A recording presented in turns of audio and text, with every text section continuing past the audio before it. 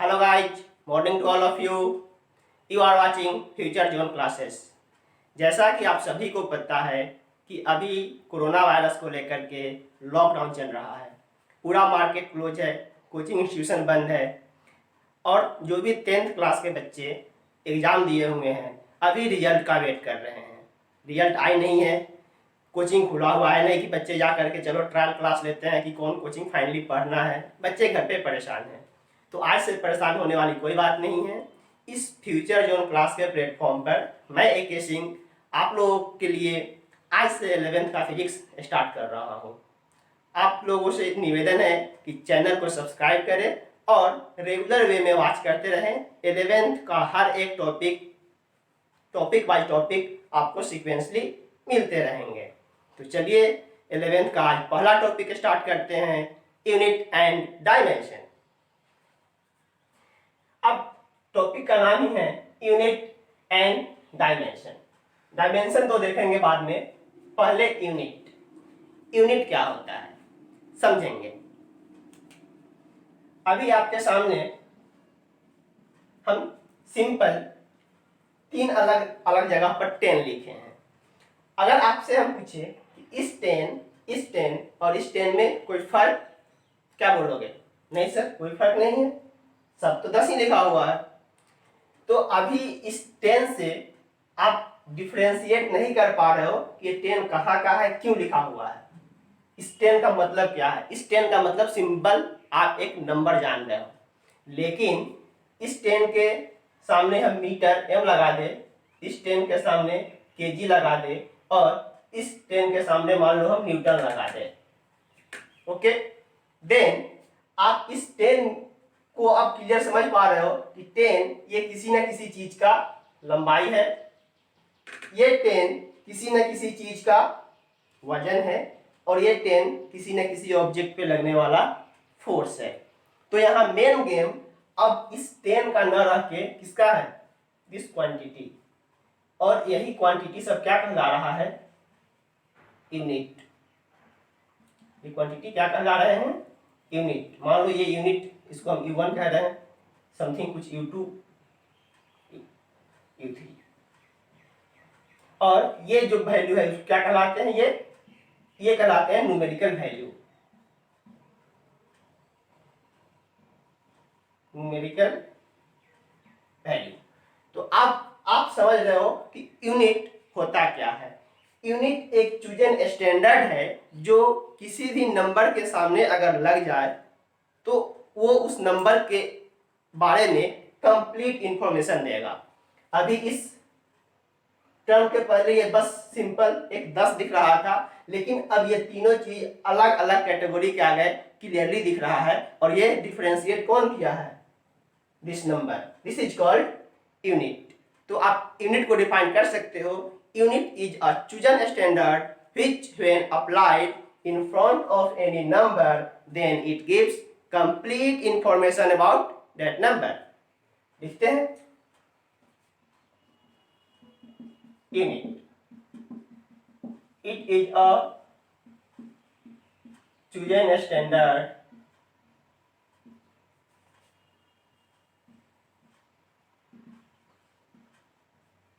which when applied in front of any number then it gives complete information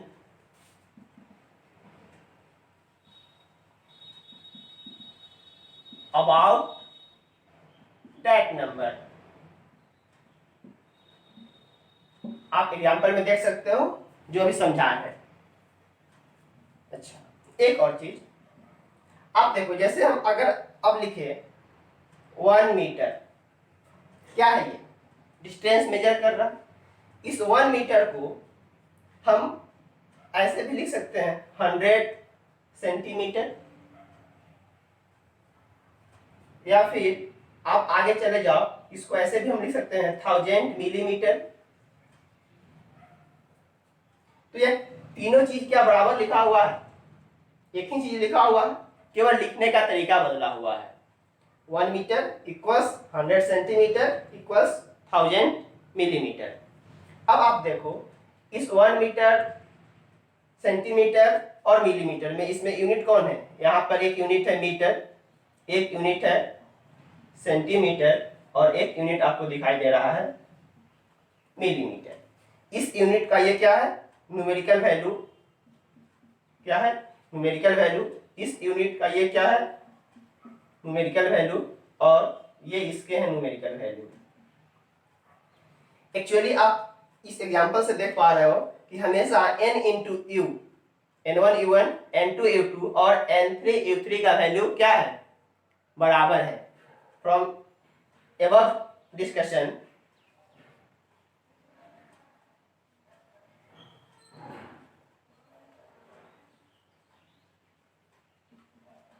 it is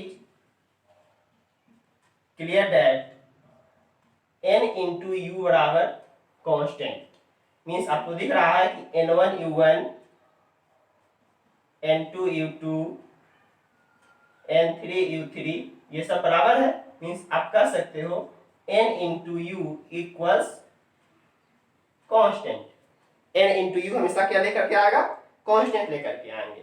आप एक चीज और देख सकते हो, यहाँ पे n1 n2 और n3 में सबसे बड़ा कौन है, 1000 n3, उससे थोड़ा छोटा हुआ n2 और सबसे छोटा कौन है, n1। also हम इधर लिख रहे हैं, also आप देख रहे हो n1 सबसे छोटा है, n2 थोड़ा बड़ा हुआ और n3 सबसे बड़े हैं, एंड u1 सबसे छोटा, सॉरी सबसे बड़ा है। मीटर, सेंटीमीटर और मिलीमीटर में सबसे बड़ा यूनिट कौन है, मीटर, उससे थोड़ा यूनिट छोटा है सेंटीमीटर और उससे भी छोटे हैं मिलीमीटर। तो आप देखोगे तो u1 सबसे बड़ा है, u2 उससे छोटा है और u3 उससे छोटा है।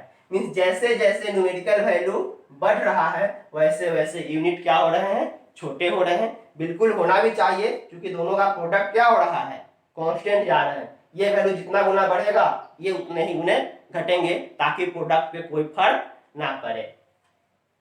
अब इस n वर्सेस q का आप चाहो तो ग्राफ प्लॉट कर सकते हो। पहले इसको छापो तो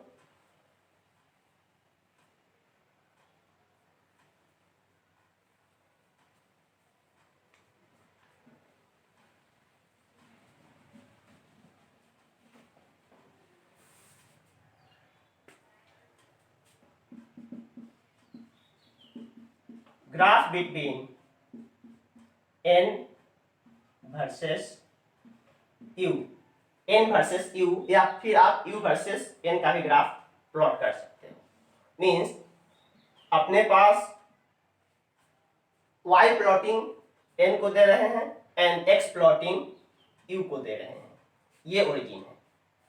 अब इसमें हो क्या रहा है, एक वैल्यू बढ़ रहे हैं तो दूसरा वैल्यू घट रहा है, सच दैट इसका प्रोडक्ट कांस्टेंट है। अभी जस्ट 2-3 क्लास आगे आप पढ़ोगे basic mathematics in physics. Physics में बहुत सारे बेसिक मैथमेटिक्स आएंगे, स्टैंडर्ड ग्राफ, स्लोप निकालना सिखाएंगे, डिफरेंशिएशन, इंटीग्रेशन वगैरह वगैरह, तो वहां से और क्लियर होगी। बट फिलहाल अभी जो चीज समझाने की कोशिश कर रहे हैं समझो। एक ग्राफ होता है x into y is equal to constant. क्या इसी फ्रेम पर ये बैठा हुआ है, n into u equal to constant. ये ग्राफ एक रेक्टेंगुलर हाइपरबोला का होता है, मींस इसी ग्राफ के स्टैंडर्ड पर ये ग्राफ फॉलो करेगा। n versus u, rectangular hyperbola का जो ग्राफ होता है वो कुछ ऐसे ग्राफ होते हैं। मींस ये ग्राफ कुछ इस तरीके से एक स्मूथ कर्व बनाता हुआ जाएगा। आप ना तो इस x एक्सिस वाले पे टच करोगे, नहीं y एक्सिस वाले पर टच करोगे, ये कंटिन्यूअसली घटते हुए जा रहे हैं। अब आप क्लियरली देखो, जैसे मान लो कि हम इस पोजीशन को डील कर रहे हैं, एक इस पोजीशन को डील रहे हैं, ये अपना पहला पोजीशन है, ये दूसरा पोजीशन है। पहले पोजीशन पे सबसे पहले आप दो अलग अलग वैल्यू देखो, ये n का है तो पहले पोजीशन के करस्पॉन्डिंग ये n1 है, ये दूसरे पोजीशन के कारण n2 है, ये क्या है u1 है और ये क्या है u2 है। देखो जैसे जैसे आप वैल्यू u का बढ़ा रहे हो u1 से u2 की तरफ, अगर u वैल्यू बढ़ रहा है आगे की तरफ तो n वैल्यू ऊपर से नीचे उतर रहा है। u1 यहाँ पे है तो n1 यहाँ पे है, u2 आगे लेके गए तो n2 नीचे उतर गया। ये जो ग्राफ होता है ये कैसा ग्राफ है,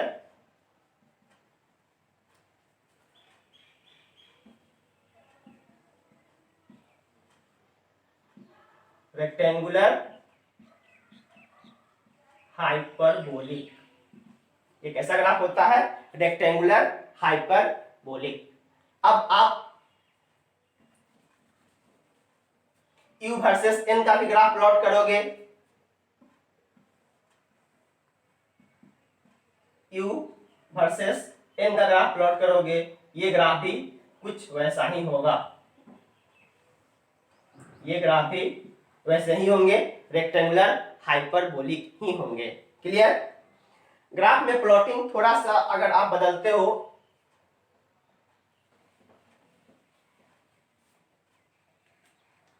अब आप ग्राफ प्लॉट करो जैसे n versus 1/u, n versus 1/u means x axis पर सॉरी y एक्सिस पर n होगा और x एक्सिस पर 1/u, पूरा x एक्सिस नहीं कंप्लीट 1/u को दिखा रहा है।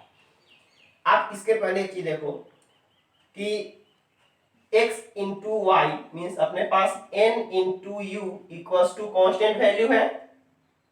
ओके, हम n is equals to constant into 1/u भी लिख सकते हैं, बिल्कुल लिख सकते हैं।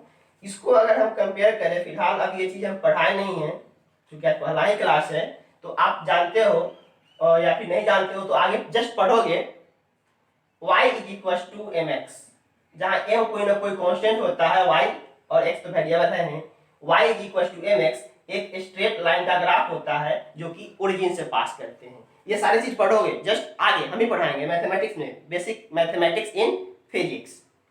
तो इस केस में अब आप इसको कंपेयर करो, y is equals to m x, y something यहाँ सी फिर से कांस्टेंट है, y एक्सिस पर n है और x एक्सिस पर 1/u है, तो करस्पॉन्डिंग ग्राफ क्या बन रहा है, एक straight line. Means n versus 1/u का ग्राफ अगर आप लेकर के आते हो तो ये एक स्ट्रेट लाइन ग्राफ लेकर के आएगा। सिमिलरली आप u वर्सेस 1/n भी ग्राफ ड्रॉ करते हो, मींस y एक्सिस पर u और x एक्सिस पर n, वंस अगेन ये एक स्ट्रेट लाइन का ग्राफ देगा। अब आप बेसिक लेवल में तो ये सब चीज उतना नहीं जानना है, बट अगर आप प्रिपेयर कर रहे हो जेईई मेंस एडवांस के लिए तो अभी इसी स्टेज से धीरे धीरे आपको फिजिक्स को ग्राफिकली समझना पड़ेगा। जब फिजिक्स को ग्राफिकली प्लॉट करना समझना सीखोगे, फिजिक्स मजेदार भी लगेगा, इजी भी लगेंगे और कंसेप्चुअली डील कर पाओगे। नोट करो।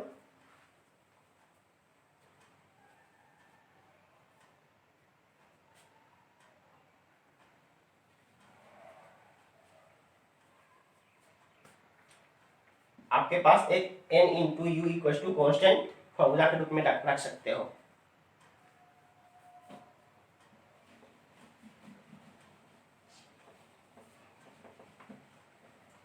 अब आगे बढ़ते हैं थोड़ा सा। अभी आप यूनिट को डिफाइन कर रहे थे तो क्या लिख रहे थे, it is a chosen standard which when applied in front of any number और फिजिकल क्वांटिटीज।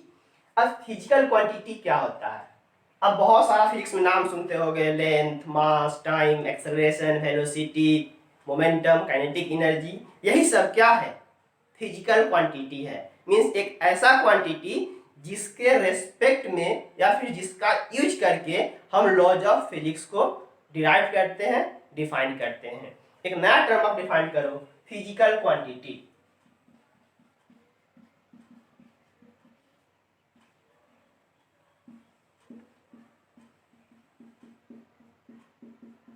फिजिकल क्वांटिटी सही, पहले डिफाइन कीजिए, those quantity in terms of which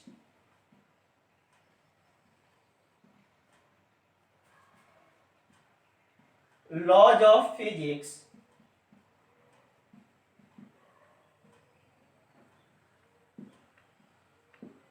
can be derived are called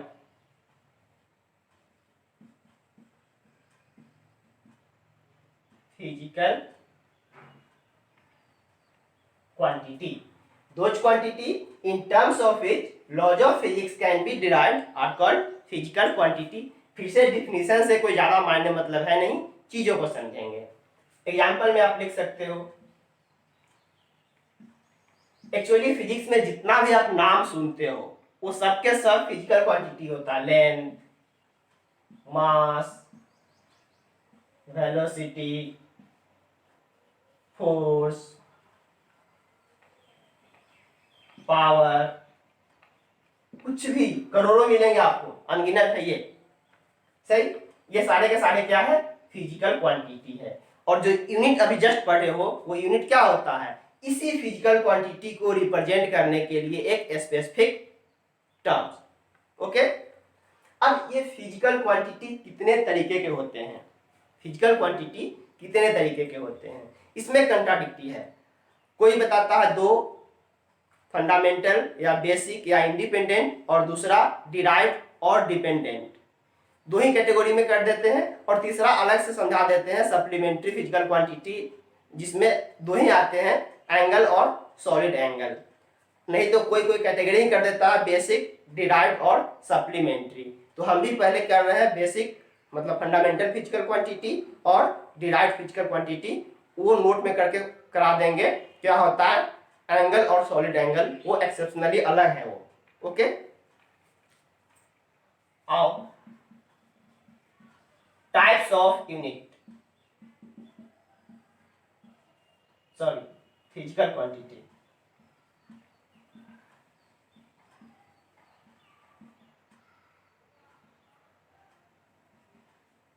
physical quantity एक basic और fundamental और independent physical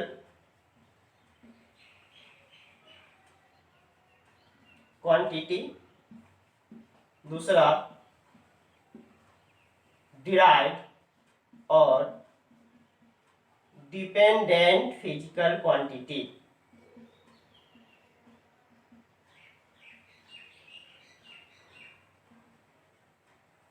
तीसरा आता है सप्लीमेंट्री फिजिकल क्वांटिटी, जिसमें दो ही आते हैं, एंगल और सॉलिड एंगल। उसको अलग से हम लोग कर लेंगे एक्सेप्शनल समझ के। अब इस दोनों के बारे में इसके नाम से ही क्लियर है, बेसिक या फंडामेंटल या इंडिपेंडेंट। एक ऐसा फिजिकल क्वांटिटी जो किसी दूसरे से इंडिपेंडेंट हो, अपने आप में पूरा हो, वो किसी दूसरे से कोई मायने मतलब नहीं रखता है। जबकि दूसरा डिराइव्ड या डिपेंडेंट, ऐसा फिजिकल क्वांटिटी जो कि बेसिक फिजिकल क्वांटिटी के हेल्प से डिराइव होकर के आ रहा है, मतलब ये बेसिक पे डिपेंड कर रहे हैं। क्लियर? आते हैं डिफाइन करने के लिए।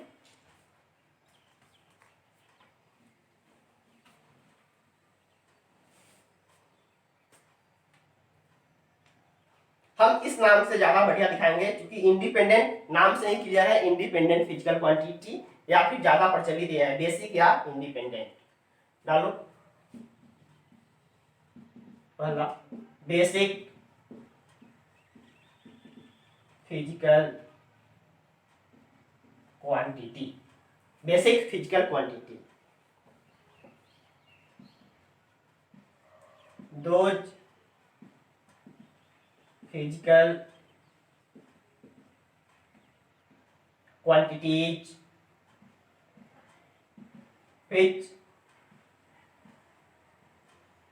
does not depends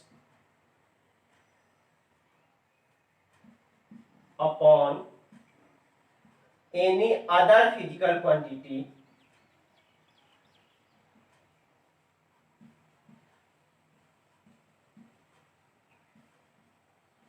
are called basic physical quantity।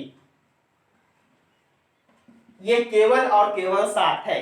Basic physical quantity अभी तक केवल 7 ही है। It is only 7। वो 7 फिजिकल क्वांटिटी कौन कौन है देखते हैं।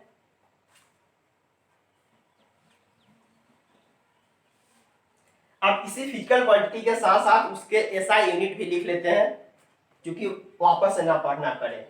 अब आप ऐसे ही कर लोगे। 7 जो है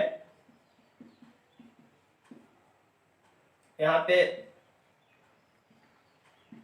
बेसिक क्वांटिटी, इस क्वांटिटी का यूनिट, और यूनिट के लिए हम सिंबल क्या यूज करते हैं। एक्चुअली ये एसआई यूनिट है।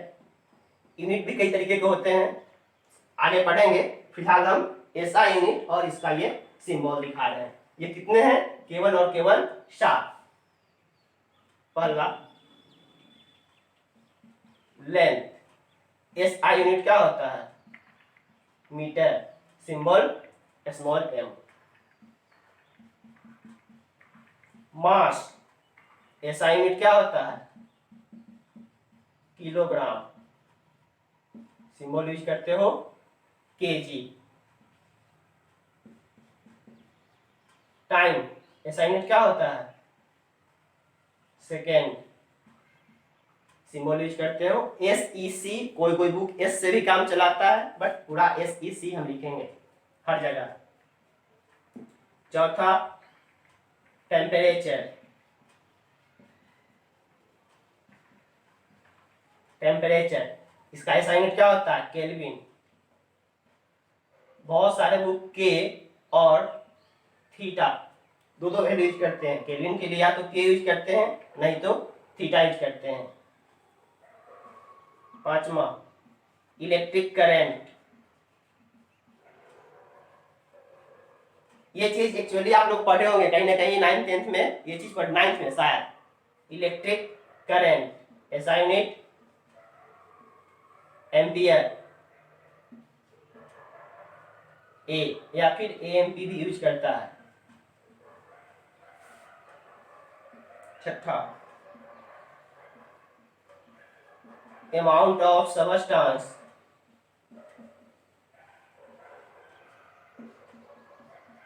एसआई यूनिट होता है मोल। सिंबल में डालते हैं तो MOL से काम चलाते हैं।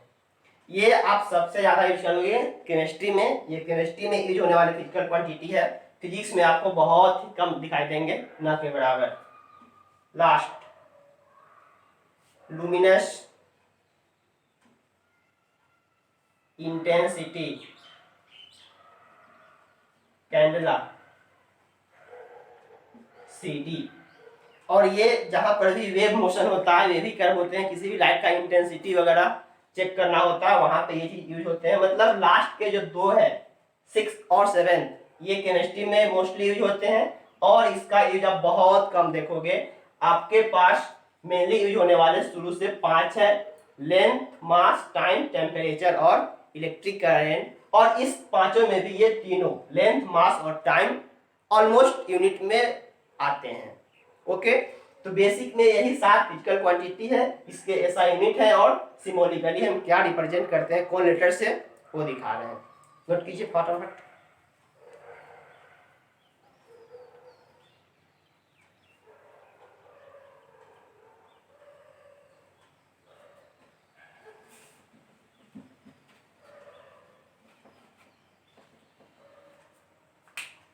Okay,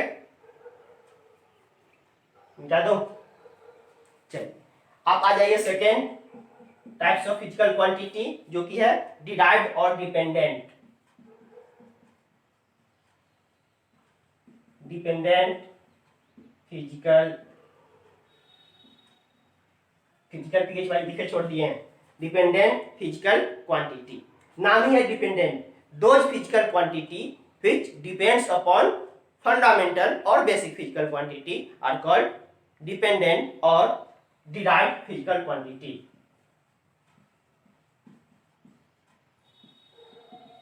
those physical quantity which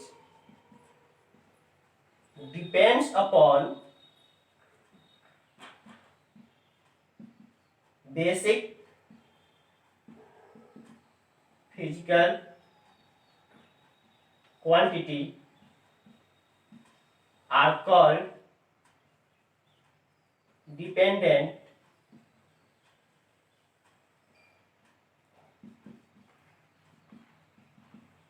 physical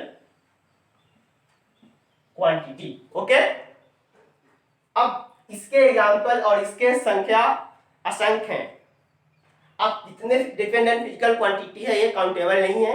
इस सेवन को छोड़ करके और दो एक्सेप्शन में जो आ रहा है एंगल और सॉलिड एंगल, उसको छोड़ करके दुनिया में जितने भी फिजिकल क्वांटिटी आएंगे सारे के सारे इसी डिपेंडेंट और डिराइव्ड फिजिकल क्वांटिटी के अंतर्गत आएंगे। तो हमें यही 7 का यूनिट याद करना है। बाद बाकी ये यूनिट अलग बात है कि लिखते लिखते याद हो जाता है, बट प्रोसीजर के फॉर्म में हम लोग प्रोसीजर फॉलो करते हैं, न कि रट के याद करते हैं। तो कैसे निकालते हैं डिपेंडेंट फिजिकल क्वांटिटी देखते हैं।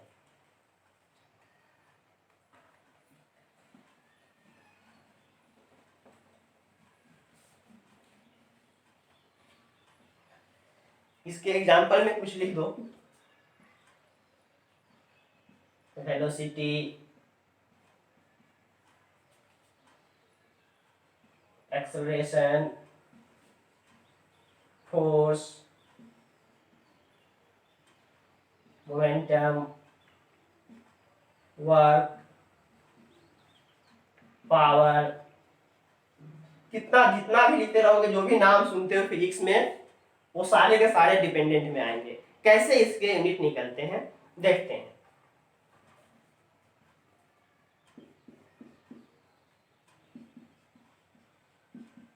How to find SI unit of dependent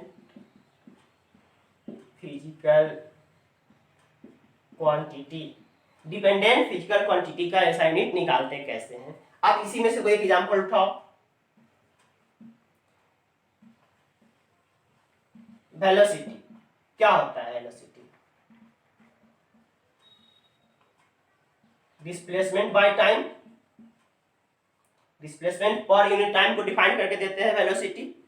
अभी आप यूनिट लिखने के लिए जितने भी फिजिकल क्वांटिटी लिखोगे, उस हर एक फिजिकल क्वांटिटी के करस्पॉन्डिंग एक मैथमेटिकल एक्सप्रेशन आपके पास लिख दिया जाएगा, ताकि आप इसके हेल्प से उसका यूनिट निकाल पाओ। आप समय के साथ ये फिजिकल क्वांटिटी जिस टॉपिक का होगा वहां पे तो पढ़ोगे, तो इसका आराम से हम लोग पूरा जन्म कुंडली बनाएंगे। बट फिलहाल के लिए जो भी फिजिकल क्वांटिटी लिखा जाएगा उसके करस्पॉन्डिंग मैथमेटिकल एक्सप्रेशन क्या होते हैं वो लिखा जाएगा, ताकि हम यूनिट लिख पाए। अब आप देखो, इसके यूनिट लिखने के लिए डिस्प्लेसमेंट कहां से आ रहा है? ये डिस्प्लेसमेंट मींस व्हाट? कहीं ना कोई लेंथ मेजर हो रहा है, लेंथ आ गया बेसिक फंडामेंटल से। बेसिक फंडामेंटल के लिए क्या करेंगे? Length metre by time second, metre per second और मीटर सेकेंड इनवर्स 1। तो ये मीटर पर सेकेंड क्या निकल गया? वेलोसिटी का यूनिट। और ये देखो मीटर फंडामेंटल सेकेंड, फंडामेंटल पर डिपेंड कर रहा है वेलोसिटी। चलो अब आगे आप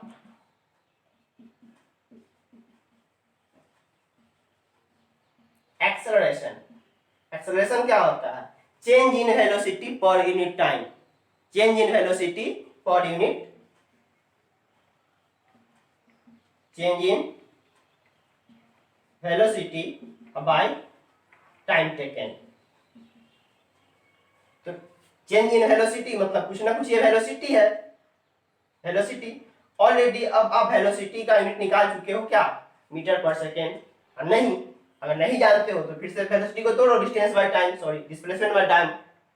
तो आप ऑलरेडी लिख चुके हो वेलोसिटी का unit metre per second by time के लिए सेकेंड। क्या निकल गया? मीटर पर सेकेंड स्क्वायर या मीटर सेकेंड इनवर्स 2। तो ये क्या निकल गया? एक्सेलरेशन का unit metre per second square. अब आप ऐसे ही जितने भी फिजिकल क्वांटिटी आते हैं डिपेंडेंट फिजिकल क्वांटिटी, उन सारे का आप यूनिट ऐसे ही लिखोगे। उसके लिए आपके पास कुछ मैथमेटिकल रिजल्ट आएगा, उस मैथमेटिकल रिजल्ट का यूज करके आप वैल्यू को लिखोगे। अब जैसे आप मान लो एक स्टेप और हम बढ़ जाते हैं, हम निकालते हैं फोर्स। फोर्स का यूनिट अभी आप जानते हो क्या होता है, mass into acceleration, mass into acceleration. चलो मास तो बेसिक फंडामेंटल से आ रहा है, आपके पास है मास का यूनिट, ऐसा यूनिट केजी। एक्सेलरेशन का भी आप निकाल चुके हो, metre per second square, metre per second square means kg metre per second square. क्या निकल गया, फोर्स का यूनिट। डेफिनेटली देखो फोर्स एक ऐसा फिजिकल क्वांटिटी है जो मास पर, डिस्टेंस पे और टाइम पे, तीन चीज पे डिपेंड हो रहा है। ओके, और इस पूरे KG metre per second square को, क्योंकि फोर्स के बारे में सब कुछ दिए थे न्यूटन साहब ने, तो न्यूटन बाबा के रेस्पेक्ट में हम इसी को क्या बोलते हैं, न्यूटन। न्यूटन, बट न्यूटन जहां भी टर्म लिखा जा रहा है बेसिक के टर्म में KG metre per second square ही लिखा जा रहा है। ओके, तो वैसे ही आप कितने भी फिजिकल क्वांटिटी बना लो, हर एक का आप यूनिट ऐसे ही डिराइव कर करके ही लिखोगे। तो अभी हम और कुछ क्वेश्चन देते हैं आप लोगों को होमवर्क के रूप में, क्वेश्चन करोगे एंड आंसर कमेंट बॉक्स में कमेंट करोगे सही किए हो या नहीं। अगर आप चाहो तो अपना जो भी आंसर आप व्हाट्सएप पे भी कमेंट कर सकते हो।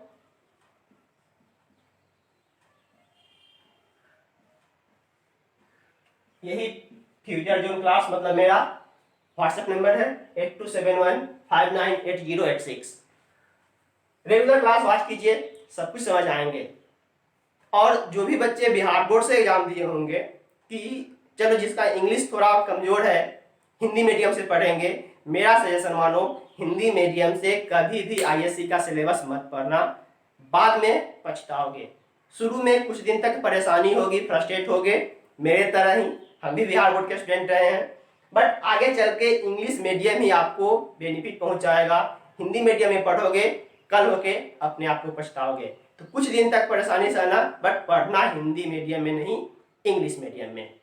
और ऐसे आप समझ सकते हो, हर एक चीज तो हम समझा रहे हैं हिंदी में ही, केवल बोर्ड पर लिख रहे हैं इंग्लिश में। ओके, तो आप चाहो तो धीरे धीरे इंग्लिश इंप्रूव कर सकते हो। अब हम कुछ क्वेश्चन देते हैं जिसका आपको क्या लिखना है, यूनिट लिखना है।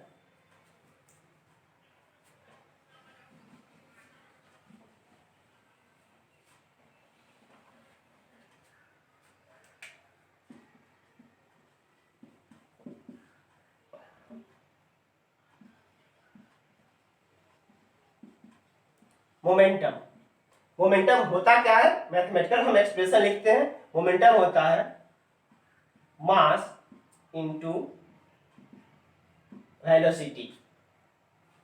हम तो वहां फोर्स का लिख दिए हैं, तीन लिखे हैं, वेलोसिटी, एक्सेलरेशन और फोर्स। आप यूज करोगे जहां जरूरत पड़ेगा वहां पे मोमेंटम। उसके बाद आप आ जाओ वर्क। वर्क होता है force into displacement. Power, power होता है work per unit time. Surface tension, ये होता है फोर्स बाय लेंथ। एक और लिख दो डेंसिटी, जानते हो डेंसिटी क्या होता है, डेंसिटी होता है मास बाय वॉल्यूम। इसके पहले आप एक और लिख लो, 6 हो जाएंगे। वॉल्यूम, किसी भी चीज का वॉल्यूम क्या होता है, length into width into height, या कुछ भी है तो आर क्यूब। वॉल्यूम का यूनिट में 3 डायमेंशन आता है, वॉल्यूमेट्रिक सबस्टेंस, लंबाई, चौड़ाई और ऊंचाई वाले सेंस। तो हमेशा वॉल्यूम में आप यूज करोगे length into width into height वाला सेंस। अब आप कहोगे sir length width height sphere में कहाँ होता है, नहीं होता है, तो वहां आर्क का क्यू तो करते हो, रेडियस को 3 बार गुना करते हो। तो कुल मिलाकर के आपके पास वॉल्यूम का यूनिट आ जाएगा कौन चीज, मीटर क्यूब। अब अपने मन से वॉल्यूम का यूनिट लीटर मत लिख देना, लीटर ऐसा यूनिट नहीं होता है, लंबाई गुने चौड़ाई गुने ऊंचाई, मीटर क्यूब में वॉल्यूम आते हैं। तो ये वॉल्यूम का यूनिट आप अलग से कर लो, तब जाके आप डेंसिटी लिख सकते हो, mass by volume, mass fundamental से केजी, वॉल्यूम का केजी पर मीटर क्यूब। तो यही 5 क्वेश्चन ही आप रहने दो होमवर्क के रूप में करोगे। क्योंकि अभी हम छोटे छोटे क्वेश्चंस लिख रहे हैं, फिजिकल क्वांटिटी जैसे जैसे बड़े होंगे आगे चल करके आप पढ़ोगे फिजिकल क्वांटिटी, उसके यूनिट और आगे चल के कुछ डायमेंशन पढ़ोगे, डायमेंशन भी आप इजीली लिखना सीख जाओगे। अभी हम छोटे छोटे यूनिट दिए हैं ताकि आप चीजों को डील कर पाओ। ओके, इस पे जाकर के आप एमकेडिंग का बुक खोलो, एचसी वर्मा खोलो या एनसीईआरटी, कहीं से भी आप बुक लो, न्यूमेरिकल्स खोजो, कहाँ है हमें यूनिट लिखने के लिए दे रहा है या फिर डायमेंशन लिखने के लिए, आप उसको टैकल करो। प्रॉब्लम आती है कांटेक्ट कर सकते हो। ओके, अब एक छोटा सा टॉपिक है, क्योंकि सेशन लंबा हो चुका है, पहला ही सेशन, बट बर्दाश्त करके पढ़ लो।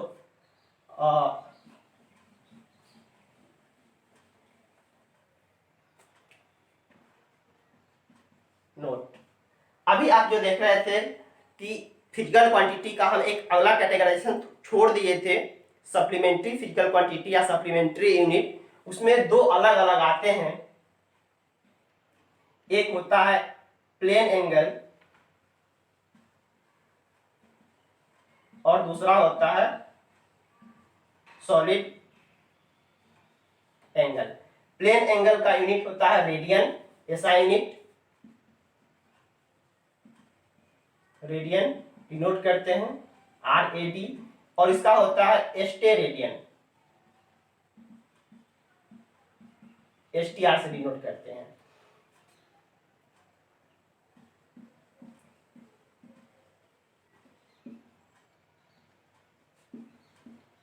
सप्लीमेंट्री